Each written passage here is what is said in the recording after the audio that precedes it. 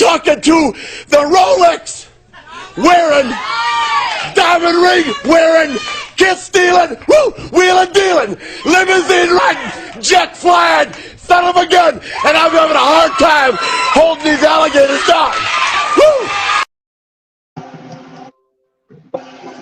Welcome to Around the Turnbuckle. I'm the Big Alboski. He is Professor Keith. No guest tonight. No Mark Mess. Mark Mess is out there doing his thing in Gorilla where he belongs, Keith. And also, so big shout out to Mark if he's watching. Mark, thanks for, you were going to possibly pop on at some point, maybe halfway through. I was like, no, man, enjoy yourself. Do your thing. Keith and I could talk all damn night.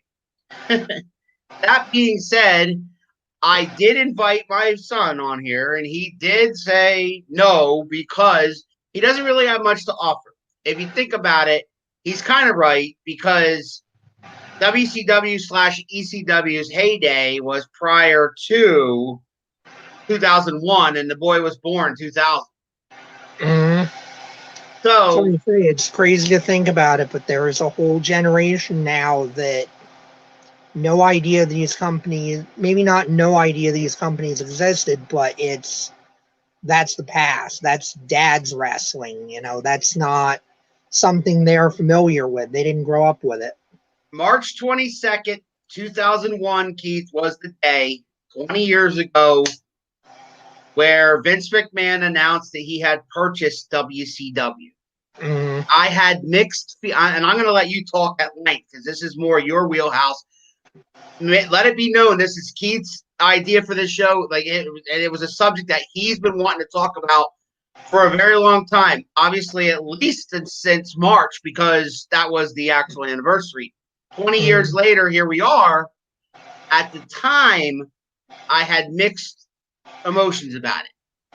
I was loyal to WWE, but I did appreciate WCW and ECW for them not being something else, not WWE. Without Vince McMahon's hand in the cookie jar, so to speak, in booking and all that kind of stuff. I didn't understand it back then because I was only, 20 years old. I don't know, 2024. I didn't quite understand it the way I do now and the way you and I talk about all the time. But I understood that, but Vince taking them and taking them in, I wasn't sure what to expect, right? Are we going to have WCW talent show up on Raw, stuff like that? It was exciting, but at the same time, it wasn't as exciting as the Monday Night Wars were when you had Nitro and you had Raw and ECW Hardcore TV had their thing going. So there was all this stuff going on in the 90s. That was exciting as a wrestling fan, a time that we lived through. And then 2001 happens, and then you had that simulcast Nitro Raw where Shane McMahon's in California or Florida, and Vince is in a Raw ring, and they're talking back and forth, and they did that whole thing where Shane McMahon was the one who bought WCW. Let's be real. They tried to make some kind of invasion story. And there was an invasion story. You would see DDP show up. You would see Booker T show up. You would see some of their made guys show up. Problem was there wasn't too many made guys during the Hulk Hogan NWO era there, right? And except for maybe Goldberg. And then when they came, and then ECW, they're kind of they don't know what to do with it, right? And then they just. The watered down version of WWE ECW was terrible compared to what Paul Heyman and those guys used to put out. So, absolutely. That being said, I'm gonna let you go on this, but like I said, I had mixed emotions. But again, I wasn't old enough to realize what was going on. I realize now that maybe it wasn't such a good thing. Oh, I was 18, and the minute I read it, I'm like, we're fucked. We are in a bad... Because here's the thing. Competition is a good thing. Vince McMahon having competition is better for everybody. Because at this point, Vince doesn't have competition. You can say, oh, what about Impact? Okay, what about Impact? Impact is now off on its own channel that its parent company bought. And again, I'm not trying to be mean to Impact. or the talent. I know everybody works hard over there. God bless them.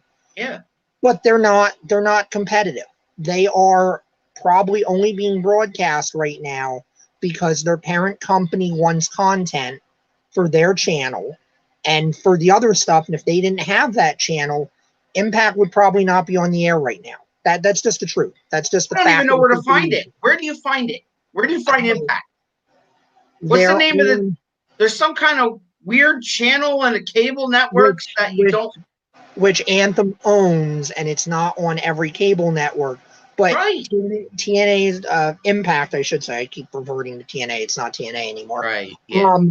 Impact's parent company owns that channel, and that's really the only reason Impact still exists is because their parent company wants the wrestling content. You know, ROH is chugging along doing its thing, but obviously not trying to be competitive. Right. They're not. You can find Ring of Honor. I mean, it's like weeks old, but you can find it. Yeah, and they do stuff on their website and whatnot, and they're out there kind of with their niche. And, you know, AEW, yes, major network, all that, but their ratings don't come anywhere near touching Vince. It's not the same thing. It's not like when you had WCW, who was a true competitor, and WCW was a true competitor because WCW had a built-in audience when they came over. WCW didn't come out of nowhere. WCW came out of Jim Crockett Promotions, which was hot and very hot in the mid to late 80s, had a almost successful national expansion. You know, they suffered from the situation of running in markets they really shouldn't have run in. Bad accounting is what killed them more than anything else. You know, right. Everybody tells the story of Jim Crockett thought he had X amount of money and then walks into the accounting office and the accountant finally gets up the courage to go to him and be like, yeah, we're $2 million in the hole for this year. And that was, yeah. And I've heard Bischoff say many, many times, and I don't believe everything that he says verbatim, or, you know, everything that comes out of his mouth, obviously for good reason. But I heard Bischoff say that, you know, when he took over, you know, producing, you know, WCW, you know, he never mentioned the $2 million in the whole thing, but he did mention that was from Crockett. That was what enabled Turner to buy Crockett out. Yeah, which then becomes WCW. And they had Eric in there as like a TV producer type guy, and all he wanted to do was just make money. I mean, he didn't necessarily care about wrestling. He just cared about making money for his boss, Ted Turner. Yeah, and I mean, Bischoff came in there after 2 or 3 vice presidents before him. You started with Jim Herd, and Jim Herd right. is where the rot really starts because they chase off all the Crockett audience trying to be watered down WWE, which didn't work. It never works. Still doesn't. It still doesn't, and that's what makes me so sad when I see people out there thinking that's what they need to do now, because it's like, guys, it doesn't work. Vince does what he does really well. You don't challenge Coca-Cola. You find your own formula and you kind of occupy your own niche, and you just sort of go where Coke isn't. You know, that's why Pepsi is successful. Pepsi's got a fan base. They're profitable, but Pepsi knows they're not going to beat Coca-Cola. They're not. They're going to coexist with Coca-Cola. You know, WCW, had that period under Bischoff with the NWO, but I would always say their invasion angles always work. And you were basically at first selling, hey, WWE's invading, which they got sued over and they lost that lawsuit. That one tends to not be talked about because by the time that lawsuit ended, WCW was out. But I mean, at the end of the day, all the mistakes, everything else, what killed WCW was pure and simple the AOL Time Warner merger. AOL came in with the reputation of a company that didn't like losers on the books, and WCW hemorrhaged money.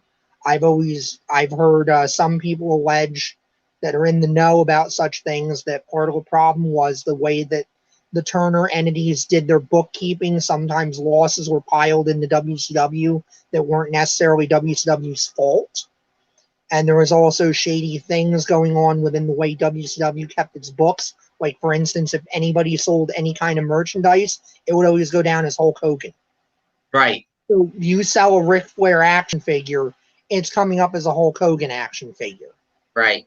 So that's pretty shady accounting, and shady accounting on Hulk's benefit, because I'm gonna make a big shout out here to one of the original Hulkamaniacs, Anthony Joseph, with a big woo out there as he always. Nice to see you, Anthony, because we haven't seen you on Around on Turnbuckle forever, and it figures you choose tonight when we have no guests and we're talking WCW, which you don't.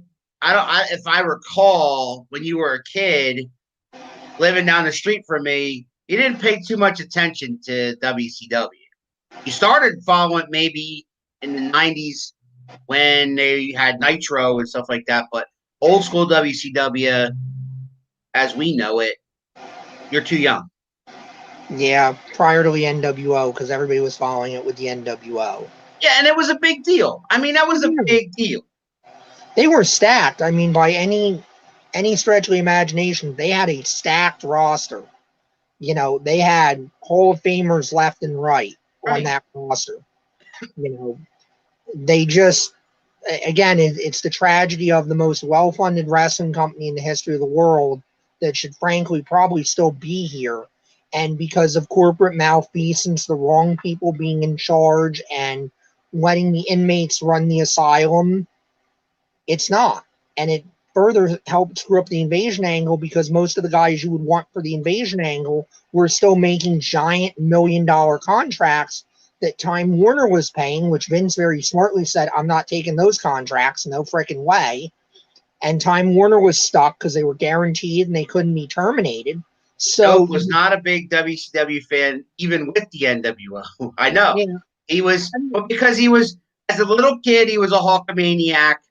And then in the 90s, you know, he was a big Bret Hart fan. You know, he wasn't a huge fan of Shawn Michaels. He liked Bret Hart. And then this little guy named Stone Cold Steve Austin, he jumped on that motherfucker. You know what I'm saying? Yeah. But anyway. Another failure of WCW, they let Austin and Mick Foley go. Well, they let a lot of talent go. They had The Undertaker. They did. And Ole Anderson said no. Ole Anderson was the one to let him go, because Ole said right to his face, you will never draw a dime in wrestling. No one will ever pay a dime to see you. I love when Taker says that, because he laughs and then he points to see, he's like, I guess that kind of worked out, huh? Yeah. People pay lots of money to see him, and now that he's retired, people pay even more money to see him. Mm-hmm. Like, I literally, every once in a while, just for shits and giggles, because I know it's still kind of fresh, but every now and again, I look up how much it would cost to have The Undertaker on. Do you care to wager a guess how much it would cost to have him on, like, this show right here? Oh, probably at least $1,000, probably. $25,000. Yeah, like $25,000, and you get him for an hour. Mm-hmm. Just to let you know, folks, we don't have that kind of budget. So I'm not saying that The Undertaker is going to be on anytime soon.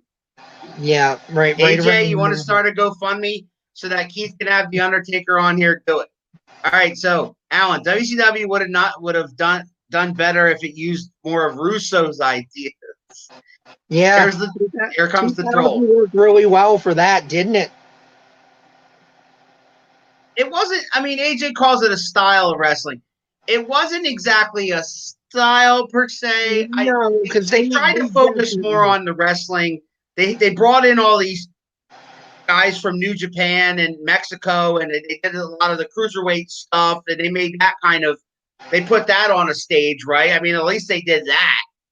They did that, but they also marginalized it, where that was always the opening match or the opening hour of Nitro. Right. I know if Bischoff had bought the company, and I think that's something people forget too, is Bischoff was inches from buying the company. Same size ring, bud, 24 by 24. No, I think their rings were a little smaller, actually. Really? Just slightly, because our pro wrestling friends say that all wrestling rings are 24 by 24. They might be now, but I think back then, I think there was a little bit of a difference. I know the rings were not as hard Heel as turn, Harry. He says TNA is greater than WCW. he's a closet TNA mark, so I mean, of course he's going to be. And him and Alan are both trolling you, and so don't let them do it. All right. So anyway, before we switch gears to ECW, because we've been talking all WCW, who is the biggest reason outside of Vince McMahon that WCW failed? I mean, there's a lot of culprits. You could say Jim Herd, because Jim Herd was really where the rot started. He fires Dusty. He brings in. He's the guy that presided over RoboCop. That presided over. We got to be more like WWE. We got to have more WWE stunts. Cartoon characters. Right. We have to have more of the cartoon characters. He was the mastermind of the Ding Dongs. He was the guy that wanted to have the Hunchbacks, which is actually a good Ole Anderson move, because if you've never heard that story, Herd stands up in the creative meeting and goes, I have an idea for the greatest tag team ever. You can't beat them. They're called the Hunchbacks. So they got humps, so you can never pin their shoulders to the mat. They'll be undefeated. That's genius. And he goes to this whole thing, and he's really getting hyped up. And Ole Anderson's sitting there with the rest of creative. Ole goes, Jim, here's what I would do. I'd grab one of those motherfuckers by the arm and I'd snap it off and they'd submit. There you go. I just beat your unbeatable tag team. And that's why the Hunchbacks never made TV, because Herd got so pissed that Ole said that. He's like, forget the whole idea. And then how about the Shockmaster and again, it's just, you will not out WWE. Right. You do not go after Coca-Cola by trying to say, I can do Coca-Cola better than Coca-Cola does. Right. Don't do it.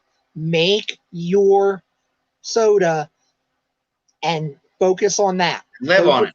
Focus on being a good Market number two. Yeah. Build your brand. Focus on doing what you do well. So you named Jim Herd and a few others, but you didn't mention Bischoff. So Bischoff didn't have anything to do with that? No, Bischoff to a degree does, but Bischoff is also the guy that beat Vince McMahon. Frazier. What's up? But Bischoff's also the guy that beat Vince's ass. He's the only guy that can say that he beat Vince McMahon in his own game. Crockett came close, and in certain markets, Crockett could beat Vince. In Texas, famously, Vince couldn't touch the Von Erichs. WrestleMania bombed in Dallas because of the Von Erichs. But it's going to be in Dallas next year, by the way.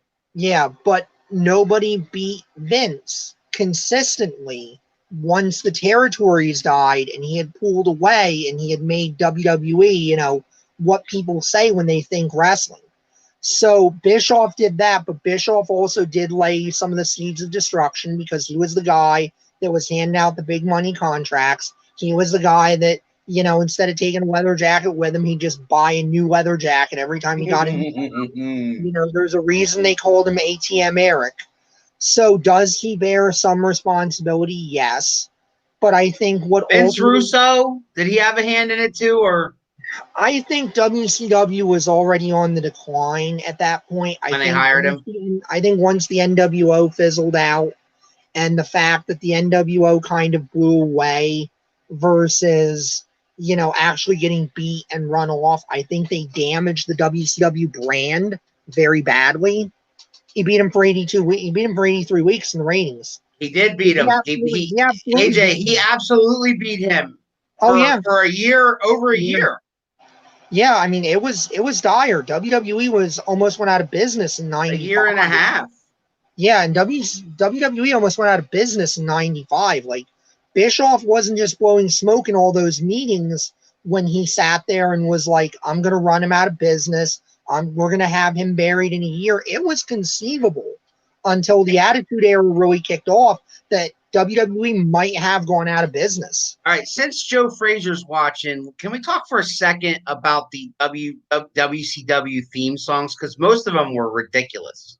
Yeah, it was a lot of generic, rip-offs. Rip-offs of songs. And Frazier mentioned that he mentioned that when he was on with us, but I just want to reiterate it.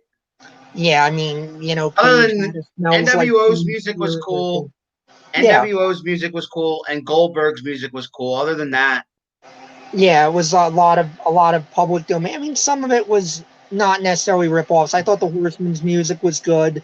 yeah, Horseman was all right. Horseman's music was good. Ric Flair's was just, basically Well, it's classical. It's thus it's a spake the classical thing, right? Zarathustra. It's Yeah.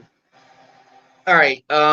There's too many Yeah. comments here. I got to But, see which. Oh, so we're switching to ECW, and AJ says, but I just to put a nice bow on it. I think what killed WCW was the AOL Time Warner merger.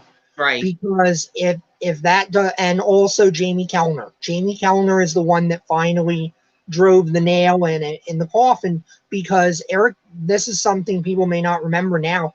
Eric Bischoff almost bought WCW. He he was did, he right. was an eyelash from buying WCW. He was gonna do it. Yep, if you look at wrestling magazines of the time, from February into early March, it was so close and it was Right. so assumed that it was going to happen that everybody was interviewing Bischoff, basically calling him, WCW owner Eric Bischoff. He Right. had all these plans he was laying out. What are your plans to save it? That kind of stuff. Yeah, he would have moved it to Las Vegas. He was going to go dark for about 6 months, I think. Right. He was going to move everything to Vegas. He was Right. going to put more emphasis on the cruiserweights. Right. And so, I mean, he had plans. What killed it was Jamie fucking Kellner, the head of TNT, and TBS saying, we don't want wrestling on our network anymore, so we're canceling WCW television. Once they cancel television, Right. There's no point for Bischoff to buy it. Right. Bischoff's investors pull out because they say, what the fuck? No television. Right. There's nothing here. We're not buying anything. And then that allowed Vince to swoop in, and allegedly, someone in his office was friends with Brad Siegel, the last president of WCW. I heard he bought it for like $1 million. No, he bought it for $3 million, which is still ridiculous. Still $3 million. Ridiculous. Yeah, utterly ridiculous. All the tapes and everything, he had to bring. I mean, the tapes alone, I think, were worth probably, as they sat, at least $10 million. And then Hogan, Hall, Nash, and Goldberg all had contracts that were still being paid after that purchase, so you didn't see them for a while. Yeah, so did Scott Steiner. Diamond Dallas Page and Booker T had them too, but Diamond Dallas Page and Booker T chose to forfeit the money from those contracts and go. They wanted to be on. They wanted to be on TV. They wanted to keep wrestling. Yep, they wanted to continue to work, so they forfeited their money. Flair also had one of those contracts, which is why you didn't see Flair. Right. And that's what helped hamstring the initial invasion, because one of the reasons Booker still works for WWE. Oh, absolutely. Right. I think Booker made the absolute right decision there. So Anthony says ECW didn't make it because it wasn't a good story most of the time. The wrestlers weren't the greatest. And you can only hit people with chairs and tables so many times before it becomes stupid. Did he only watch the last year of ECW? Because the problem with that narrative, and that is a narrative shared by a lot of ECW haters. Yeah. The problem with that narrative is that the die-hard ECW fans would never get tired of that. But not only that, that's a minimalist approach to what ECW was. That's saying, all it was a bunch of dumbasses swinging chairs at each other. No, that's what frickin' IWA Mid-South is. That's what Ian Rotten is. And yes, there were guys that were deathmatch guys, and that's all they could do. But ECW also had Rob Van Dam. Yeah, Rob Van Dam. Also had Sabu. Sabu. They had Taz. Chris Benoit came to America through ECW. Shane Douglas. You had Dean Malenko. You had Eddie Guerrero. Rey Mysterio. Yeah, the whole cruiserweight division of WCW basically was stolen from ECW because, there was a certain mole in the locker room that, was married to someone in WCW that was booking everything. Exactly. ECW had tons of great workers. And yeah, they also had guys that once they got out of ECW and they couldn't swing a chair anymore, they couldn't do, the deathmatch stuff. Like Public Enemy was a perfect example of that. But that's also a testament to what a genius booker Paul Heyman was. because Paul Heyman was a master of figuring out what you were good at and what you sucked at, and making sure that you only ever saw what a guy was good at, and anything he sucked at, you didn't see. I'm pretty sure you've seen Behind the Mat, right? Beyond the Mat. I do have Beyond the Mat. Yep. Where they followed Paul Heyman and the guys behind the scenes of their first ever pay-per-view. Right. Right? And the speech that he gave with all the guys standing there, man, every single time I watch that, I get chills. It's like watching like Drew Brees talk to his guys before a football game. Like, you know, he says, "This is the dance." Yep. And he just got everybody so jacked up, and they put on a hell of a first pay-per-view. Oh, absolutely. I mean, there's only one bad match. There's only one bad match. Yeah, Tajiri. Super crazy. I remember watching their first match in the United States, Guilty as Charged 99. And they tore the house down. They absolutely I still did. love Ultimo Dragon in WCW when Ultimo Dragon would wrestle in the cruiserweight division, and he had that run in I'm talking WCW now. In the he would take on Jushin Thunder Liger and Juventud Guerrera and Jericho. Yeah, and two of those guys were from WCW. I mean ECW. Spike Dudley. That's what you come up with. You know, but Spike is so underrated. Spike was great. Spike was entertaining. Spike was great. Spike was entertaining. Spike's a better wrestler than people remember him being, because, you know, most of it was about, LSD and wavy lines, and he'd come out and kick the Giants in the balls and then give them the abs a drop, and they throw him through a table. Right, and then the tag team with Balls Mahoney and the flaming tables with the Dudleys and all that. There you go. Mike Awesome versus Spike. Yeah, that wasn't. In terms of a match, it wasn't great, but the story was, because, it was David versus Goliath. Joe Frazier said he put his son in the Dragon Sleeper. You know how many times I put Alan in the Dragon Sleeper when he was a kid? It was great. That was one of the best submission holds ever. Y'all realize that A, that's child abuse, and B, this is on the internet. Oh, no. It's not child abuse. I think the statute of limitations ran out. He would say to me, "Dad, I don't want to go to bed. I'm too excited. I don't want to go to bed." And I say, "All right, come here, and I'll give you a hug." And I was just giving him a hug in the Dragon Sleeper, and then he'd fall asleep. Mike versus Spike. I love it. Yeah, Mike versus Spike. Or Awesome versus Tanaka, which he asked for a weapon. Anytime Taz versus Sabu. Yeah. Oh, my God. I mean, there was a lot of great wrestling there. Give me that all day long. Yeah, and for everybody that acts like, oh, well, it was just blood and guts. But, you have the Attitude Era because of that. You do. Because most of the characters that were the architects of the Attitude Era either came out of ECW or they were watching ECW. That's where freaking, Vince Russo got 90% of his ideas, because he was watching ECW and he was ripping things off verbatim. Austin figured out who Stone Cold was because of ECW, because he came out of his shell. All the names mentioned for ECW, not one would you want to carry your brand at that time. RVD. You're right. I wouldn't have wanted Stone Cold Steve Austin. I wouldn't want Steve Austin carrying my brand. I wouldn't want Mick Foley carrying my brand. Those guys never Stone Cold Steve Austin, Anthony. ECW gave you Stone Cold Steve Austin. Got Mick Foley ready to go. Got Raven. Got Scott Levy over as Raven. Right, Raven. Those guys. And I'm sorry, RVD was just. I would have built. I'd build a promotion around RVD in his prime.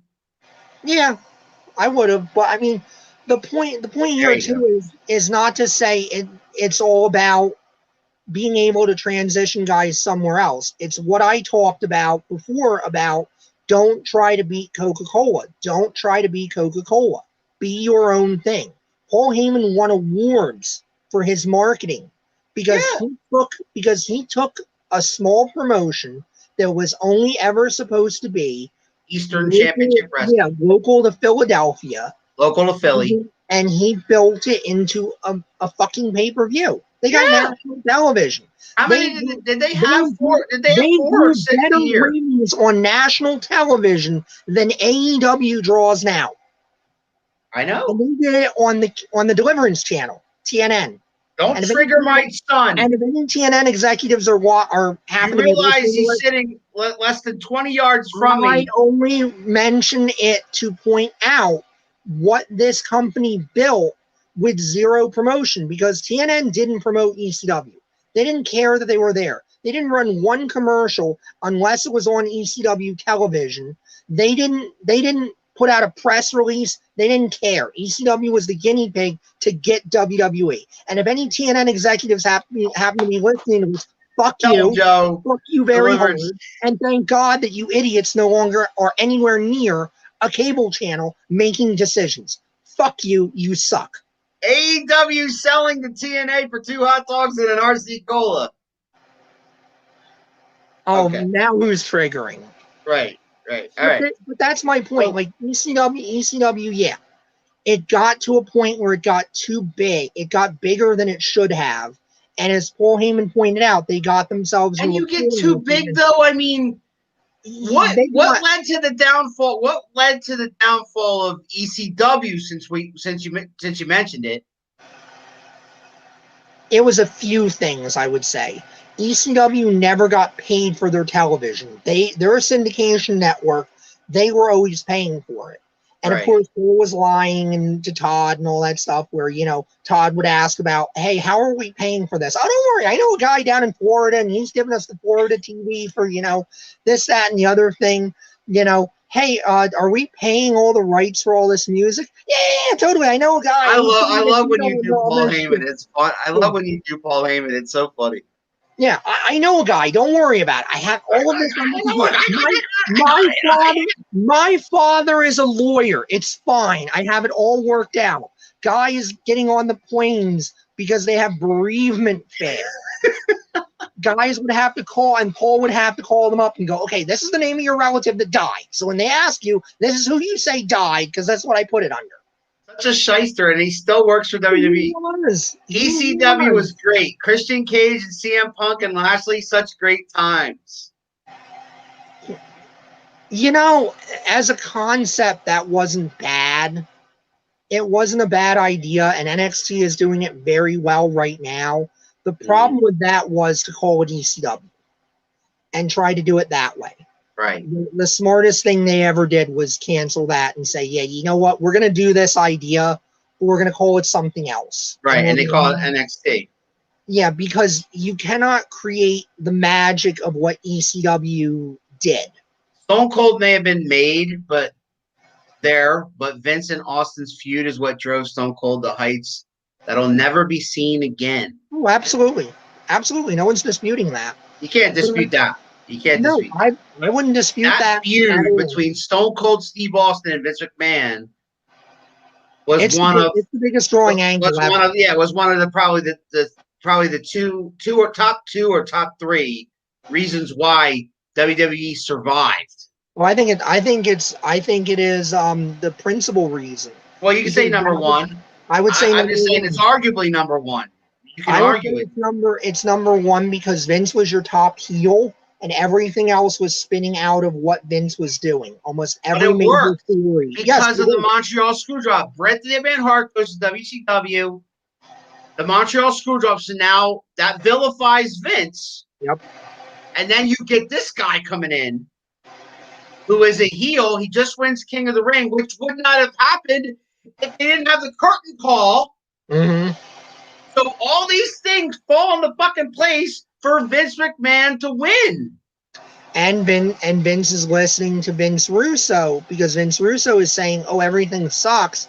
I have all these great ideas from, running my video store and watching ECW, though he won't admit to it. He probably still sits there to this day and acts like he didn't watch ECW. By the way, I've tried to get Vince Russo on this show, just haven't told you because it didn't happen. You have not. I have.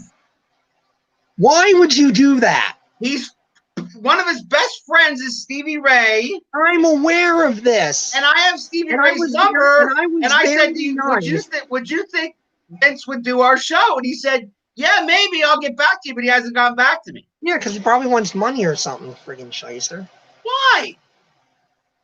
Because Vince Russo doesn't get out of bed without. No, at this point, all he's doing is he has his own podcast so that he can still have people hear what he has to say. That's it. Yeah. He doesn't even have a brand. Who watches it? I don't know. The Rock was the top heel. Yeah, for a while. But I mean, when he turned face, Vince was the top heel, over and above everybody else, because Vince is the one you wanted to watch his ass kicked. Vince is the guy that you were slobbering to have Austin kill him, or anybody kill him that he was fucking with, and that makes Vince the top heel. Yes, Tom, there's your buddy right there. We need a Vince Russo episode. Can you not tell me? Can you not tell me it would be great? It would be great. To me, no, wait. I don't like Vince Russo as much as you do, Keith, but to me, it would be a volatile situation for you to be able to control yourself whenever he had to spew out of his mouth. Yeah. It would be great TV. Yeah. The ultimate Jim, it'd be like having Cornette and him together in a debate. I mean, tell me you wouldn't buy that. Tell me if Cornette and Vince Russo decide to get their heads together, split the money down the middle, and have a wrestling debate live on the internet. You tell me you wouldn't buy that. Oh, I would, because I would love to watch Cornette tear him apart. It would be great. And there's people that hate Cornette that would like to see Vince tear him apart. Yeah, but most of the people who hate Cornette, I mean, they wouldn't. Stupid reason. They would only root for Vince just because he's not Cornette, not because they like Vince Russo. Yeah, well. Vince Russo done interview. We're not getting Kevin Dunn on this show. For a whole host of reasons, we're not getting Kevin Dunn on this show. I see that's one I didn't even think of, or nor would I. I'm not interested in talking to him at all. Russo, on the other hand, has an interesting perspective from a guy who worked for both companies. Mm-hmm. I mean, Cornette does too, but Cornette wouldn't give us the time of day. I think Russo would give us the time of day versus Cornette would be like, okay, yeah, whatever. You're just a bunch of marks, whatever. No, Cornette doesn't need to really go out anywhere else at this point. He's got his business and his situation, and he doesn't have to leave the house or do anything he doesn't want to do. So yeah, I don't. AJ thinks that Cornette's a moron. Why? Because he shits on everything. But he's right most of the time. Is the problem? He's right most of the time. It's your opinion. No, he has said things. If you listen to his show, and I'm trying not to trigger the boy, so I don't want to talk about the things that he's been right about. But he will say things like mostly shits about AEW. You can say right, but because again that draws money and it draws interest. And that's why AEW secretly loves him doing it. But he shits on WWE too. He does, because he's never been a fan of that kind of wrestling. He admits that. He likes his Southern style, Memphis wrestling, territory wrestling, and all of that. Harry, who do you think we are? We couldn't get Johnny Ace. He thinks we can get Johnny Ace. No, anybody who works for WWE, you're not getting, because correct. WWE has to approve because all the because we were one degree of separation away from Steve Corino, but he still works for WWE, so we can't have him. Nope. We might have Colby though. Yeah. Sooner than later. We got to get Colby before he signs the deal. Yeah, we'll get Colby. Because if a match doesn't start with a lockup and ends with one finish, it automatically sucks. No, it's when you do. I've tried to explain this, and I can't. Storytelling. And that's one of the bad things about ECW, to go back on topic. Yeah. Because ECW is the one that really started that, where it's like you kick out of people's finishers and, you take 15 chair shots and kick out, and there's a million false finishes and all of that stuff. And it looks cool when you do it every once in a while. But the thing of it is, you cannot do that every match. Like, that was one of the times where ECW would sometimes go to excess, where it would be like, oh, we're going to hit each other with frying pans and trash cans and everything in its mother, and that's the opening match. So you've read the books. second match does it, and the So third you've match read books. does it. Did Vince approach Paul, or did Paul approach Vince when it came time to end ECW? So what I know occurred, I know why WWE was a creditor, which allowed WWE to be in the bankruptcy proceedings and ultimately buy it. And to go back to the Invasion storyline for a minute, WWE jumped the gun when they used ECW because ECW had not come out of a bankruptcy court at that point. And everybody knew WWE was going to be the one to buy it because who else was going to be interested? Yeah, And ECW showed up on WWE TV before WCW did. No, they showed up after because the WCW angle was failing and Vince needed because WCW was out front by June. And then came ECW One Night Stand with Rob Van Dam versus John Cena. Well, that was after the good one. I know, one of my favorite pay-per-views. That's one of my all-time favorite pay-per-views because that crowd was insane. Yes, and that also, too, to tell me ECW didn't matter. That's right. That's why Vince McMahon gave them, their own standalone pay-per-view in 2005 and, sold that out. You're right. Fuck me. ECW was worthless. Totally. That's why. You want to see the funniest booking? Go watch his idea for booking for the WrestleMania, the Invasion one. I forget what number. It was. He's such a fucking tool. Who's he talking about? I want to say that was. I want to say that was WrestleMania 17 or 18. One of them. 17. It was 17, I think. 7. Because 16 was 2000, so yeah, 17. Because 17 came a couple weeks after they got WCW lockdown. Yeah, so you had Shane and Vince to start it, and then I think it was the Raw after Mania, and that kind of started that tradition of having the Raw after Mania be crazy because usually you had that hangover of WrestleMania crowd now. Yeah, because you have all the smart marks from around the world that try to convince you that, oh, we need to go push Pac. I'll be happy if you just give me Pac. Give me 5,000 Pac matches and give them 20 minutes. And then the idiots get what they want, and then they throw a fucking beach ball around. So then what? All right, so let's talk about the aftermath because we're about 40 minutes in. So what? The aftermath of everything. What has happened since? Is it good? Is it bad? Like, what's the ramifications? Less people are watching wrestling than ever before. Vince McMahon has lapped everybody to where there is no company now that can touch him. He's had too many years alone. But they're not even trying. Like AEW, for example, they're not trying to compete with Vince. I think they would like to. They certainly throw shade at him enough. They do, just for publicity, though. For publicity, but it's taking pages out of the ECW playbook, but it doesn't work, and it comes off as disingenuous because you have a billionaire funding this. ECW was Paul Heyman's parents' money and Todd Gordon's money until Todd left, and then the town's credit cards. By the way, Todd will be at that Legends of Hamburg Professional Wrestling. I can't wait.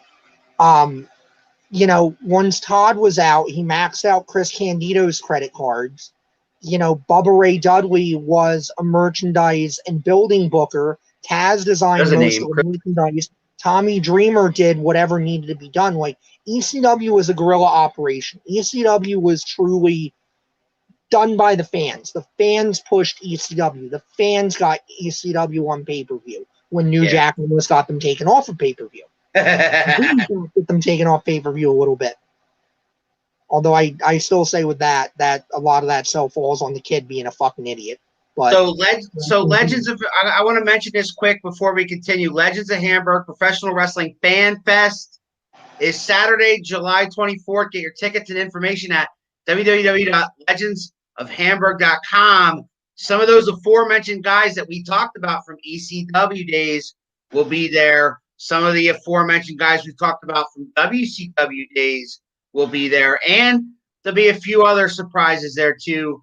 And some old school WWF guys as well, including Tito Santana and Mouth of the South Jimmy Hart and Rock and Robin and plenty others. But yeah, Sandman's going to be there. Sabu's going to be there. Todd Gordon's going to be there. ECW will be represented at the Fan Fest. www.legendsofhamburg.com. Nobody blows a ring up like AEW for sure. Yeah. The thing is, Yeah. but that's the thing. You can't just paintbrush AEW as terrible because of that one screw up. No, I very fairly do it based on everything I've seen and or heard of what they do. But this is not about AEW. You cannot replicate ECW, and they're not the only ones that have tried to do it. Impact tried to do it. Impact tried to get some money out of it. Steel Techniques. It doesn't work because ECW was such a moment in time. Right. And that connection with its audience, where its audience was truly part of the company, and I mean was pushing for the company. I don't know of any other company that had the kind of dedicated fan campaigns. The Green Bay Packers fans. Strictly ECW called TV stations to get them television clearances, to get them on pay-per-view. You know, I'll tell you a story right now. When just before the bankruptcy filing, it looked like it was imminent. I got in touch with Tony Lewis, who ran Strictly ECW, and I basically pitched to him that we should have a campaign to basically do what became One Night Stand. Do one more ECW themed pay-per-view, because the idea that ECW was going to end in Arkansas at a prepaid house show where most of the guys weren't even on it, you know, to me seemed like just an incredibly wasteful end. I'm like, there needs to be a pay-per-view. There needs to be something where the guys and where the fans get to say goodbye. Right. Thankfully, Rob Van Dam had a fuck of a lot more clout than I did, and he got it done. So, go Rob. Well, the thing is, so is that the general consensus, or is that just the opinion of, I should say, the majority opinion, that wrestling is in a worse place because of 2001, because of WCW and ECW falling out? I think it's incontrovertible because a section of the audience walked away and they've never come back. I know there are WCW fans out there. I know some of them. WCW fans or ECW? Yeah, both. But I mean, I know there were fans of WCW that once WCW was gone, they were like, I'm done. I'm out. And I know there were ECW fans that said, my heart and soul was in this. This was wrestling to me. This was the only wrestling I wanted to watch. And then there's fans like me who watch professional wrestling no matter what. Even if it's bad, because it's like pizza to me. Even if it's bad, it's still pretty fucking good. My son thinks I hate AEW because I share most of your opinions about it. Most. But I gave AEW my all. I bought their first couple pay-per-views. I watched for like a good year. Played much more attention than I have this past year. Because they had me. All right? They were sucking me in. And then they started doing things that they need to fix. It's not over. One of the things, Alan was like, oh, Dad, guess what? Andrade showed up on Dynamite. I was like, awesome. Show me that. Because I like Andrade. So he shows me that. And what does he show me? He shows me Vicky fucking Guerrero. No offense to her. I love Vicky Guerrero. But Vicky Guerrero comes out and kind of nonchalantly in her yelling and screaming ways introduces him, and he comes out and he talks, and he said he's there for one reason and one reason only, not to just be here, not to just, be one of the, be all elite. He's there to be the face of AEW. Yeah, but that's not going to happen. That's fine. That's a great attitude to have, and that's great. That's a great thing. But there was not much of a reaction. Because obviously they don't have any music for him yet. Like, there wasn't nothing they could do. If they did it without Vicky Guerrero, I'm telling you, if they did it without Vicky Guerrero, and you had Tony Schiavone standing in the ring, and he says, instead of bringing Mark Henry out right before that, if he says, you could have had Mark Henry at another segment. If he says, ladies and gentlemen, I got a great surprise for you, and there's a live crowd there, and the reaction after they realized who came out, okay, but there wasn't that initial crazy pop until they realized who that was coming down the ring. And then she said his name. As soon as she said Andrade, and they were like, oh, right? If Tony Schiavone's standing in the ring and he says, ladies and gentlemen, I got a great surprise for you. Someone is here. Someone is now all elite. Someone who you know. Someone who has won championships everywhere he's gone. And now he's come to AEW to do the same thing. Ladies and gentlemen, El Idolo, I don't know how to say it. Andrade. The place would have erupted. But what happened is you had 5 minutes of Mark Henry saying he's not done wrestling yet. And then you had Vicky Guerrero come out and do her excuse me thing. And then she announced him in Spanish. And he didn't get as much of he didn't get as much of a reception as if he was announced properly. They don't have music for him yet. He just kind of came out and said, hey, I'm here. Part of it too, and this is the problem with wrestling right now, is he's not over. No, I don't, Alan. I don't want him to win a fucking title on night one. But it's the way they did it. I'm not knocking. I'm not saying they're going to bury Andrade. I'm saying that they could have done something much better. Could have been a better introduction, but also too, I'm sorry, but again, this is a guy that in WWE was a mid-carder, was off TV for however long, and okay, Alan. Wait, Keith. Alan says he isn't great on the mic. I understand that. Okay, so have him attack somebody then. I would have liked that more. I would have went, whoa, like, I don't care. No, I'm not saying attack Omega, but I'm saying like attack somebody. Start a feud with somebody that could give him a good program. Yeah, but I mean, this goes back to my not cliche, Alan. It works. Listen, there's only so many ways to tell a story, and the reason this stuff works is because the reason this stuff works. And let me guess, because I can't really see super well, but he's doing Andrade with the Z. We're yawning with the Z. Right, but Anthony's making my point. My point is, and again, I'm not trying to be offensive to Andrade or put down his skills or anything like that, but these guys are now less famous than WCW, than ECW, than any of these other guys, because they're not allowed to make the connection with the audience that those guys did. There are less people that are watching them now than watched them before.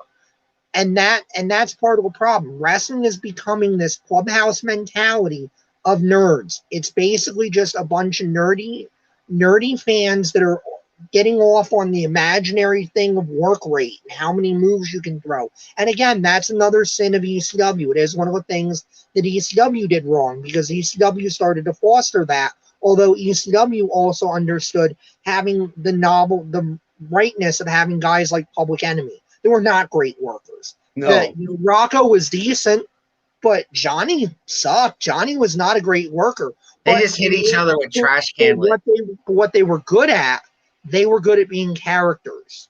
And they were such good characters that it didn't matter about the work. That's why Public Enemy could steal the money they stole from WCW with those overinflated contracts. And that's why they got in the WWE, and they stole a couple of paychecks before they got, kicked out. Because, I mean, their ECW stuff, if you go back and watch those promos still hold up, where they're sitting there and, they've obviously robbed this store, and, Johnny was like, "Where'd you get that coat, Rocco?" "I went to the store and they just gave it to me." "Oh my God, I went to the store too and they just gave this to me." And then they turn to the camera in unison and go, "Thank you, store." Anthony is just like you guys, stuck in the 90s. Boo Mark, who pretends to still be a wrestling fan, despite hating everything the modern day has to offer. If you hate it so much, then quit. Go watch something else. There's other sports. Hell, even go watch baseball if you're that bored. I'm not stuck in the By the 90s. way, AJ likes baseball. Yeah, but the bottom line is the 90s made more money. Right now, you're trying to tell me that It was a glorious time. when ratings are down, worse than they've ever been, when less people are watching wrestling than have ever watched wrestling in the 100-odd-year history of professional wrestling. When AJ's checked out a long time ago. Yeah, when guys are less over than they've ever been. We still at least pay attention. Yeah, I pay attention, and you know what? I go to Quakertown and watch Triple WA every month because I like those guys. I like them personally, and I like what they do. Yeah. They do wrestling. They do simple wrestling that I like seeing. Big shout out to all you guys in Quakertown, Triple WA. The professor and I will be down there for the 41st anniversary, June 26th, at Quakertown. It's a free show. You want to see some local pro wrestling? Grab a chair, grab the kids, and come on down. It's going to be great. June 26th, Quakertown. And I would watch more CCW and stuff like that if Rob would not run shows, fucking 5 hours away in the middle of, nowhere, Pennsylvania. No, we will. We're gonna hit some CCW. And Rob doesn't watch us anymore. Big shout out to Mean Mark. Yes. Wherever you are, man. Mean Mark, thanks for almost coming on today, and I hope you're having a good time at your wrestling show. Again, on the bottom of your screen, Legends of Hamburg Professional Wrestling Fan Fest. It's like the Comic-Con for wrestling fans. Saturday, July 24th at the Hamburg Field House in Hamburg, PA. Get your tickets and information. www.legendsofhamburg.com. The professor and I will be there selling some Around the Turnbuckle merchandise, plus doing on-the-spot interviews, plus talking to a lot of you guys. Come see us. Come check us out live. We're going to have T-shirts, Keith. We're going to have Around the Turnbuckle mugs. We're going to have some stuff. And we're going to hopefully meet some of our heroes, such as the Mouth of the South, Jimmy Hart, and Tito Santana, and Larry Zbyszko, and all those guys, ECW guys over there.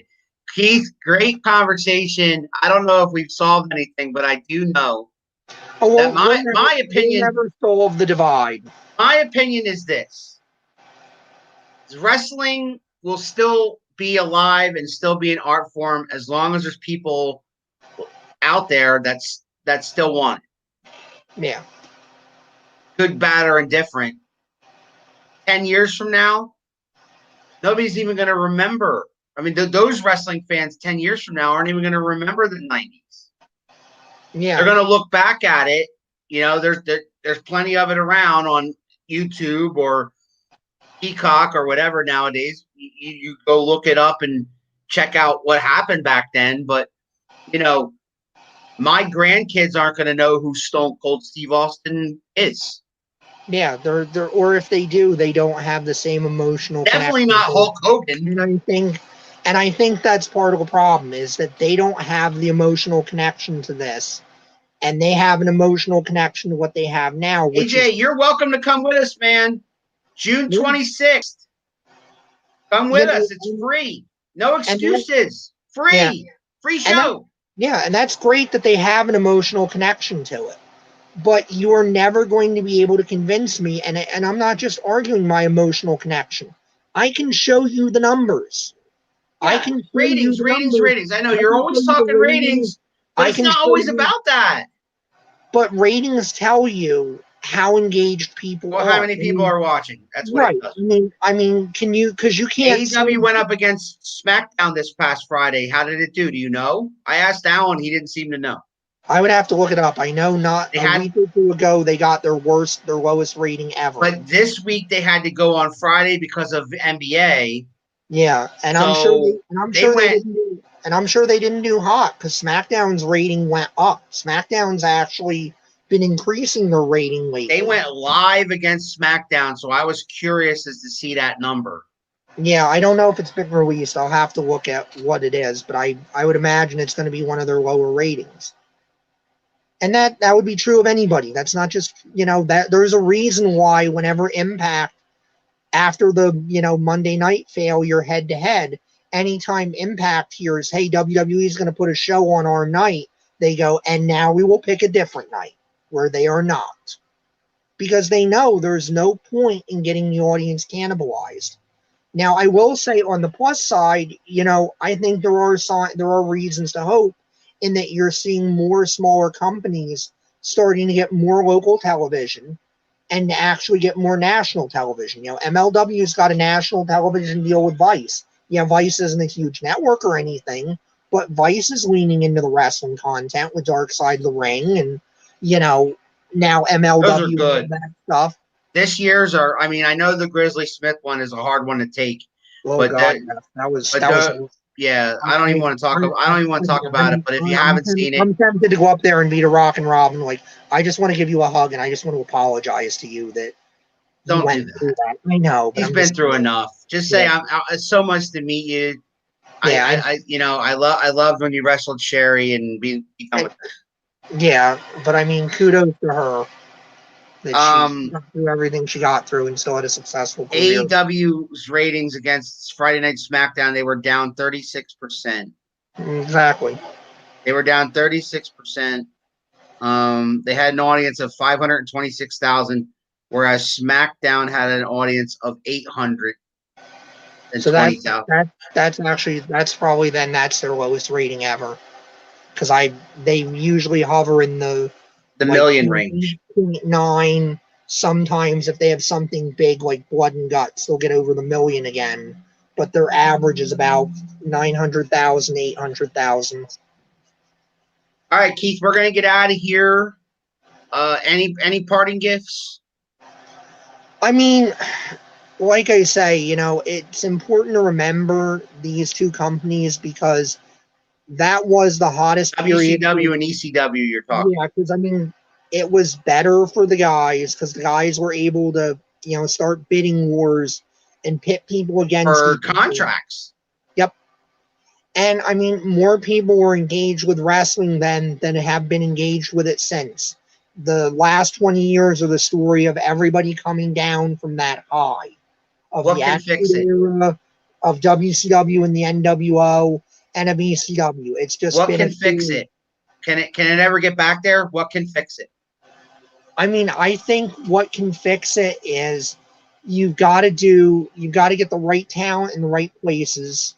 You've got to do better writing, better stories. You've got to find that way to compel people again, to bring. I'll tell you one thing. It's got me compelled. In July, WWE's going back to live crowds. Yeah, but if it's still the same, I know. I hate the freaking Thunderdome. I hate it. However, I think everybody at this point hates it. All right, guys. He has been Professor Keith. I am the Big Alboski. Keith and I will see you tomorrow at 6 o'clock. No, I'm sorry, at a special time, 4 o'clock. We have a guest named Jason Dredd, who's a professional wrestler down in New Mexico. I believe Keith said he's working. Yeah, I am. I'm working at that point. So I think I'm going to be doing that as solo act, but that's the only thing he could give me because he's training from 3 to 7 his time. So we either interview him at 4 o'clock Eastern or 10 o'clock Eastern. And sorry, brother, I'm not doing 10 o'clock on a Sunday. Yeah, I don't blame you. You got to go back to work the next day. So I will see you tomorrow with Jason Dredd from New Mexico. And we'll all see you guys next time on Around the Turnbuckle.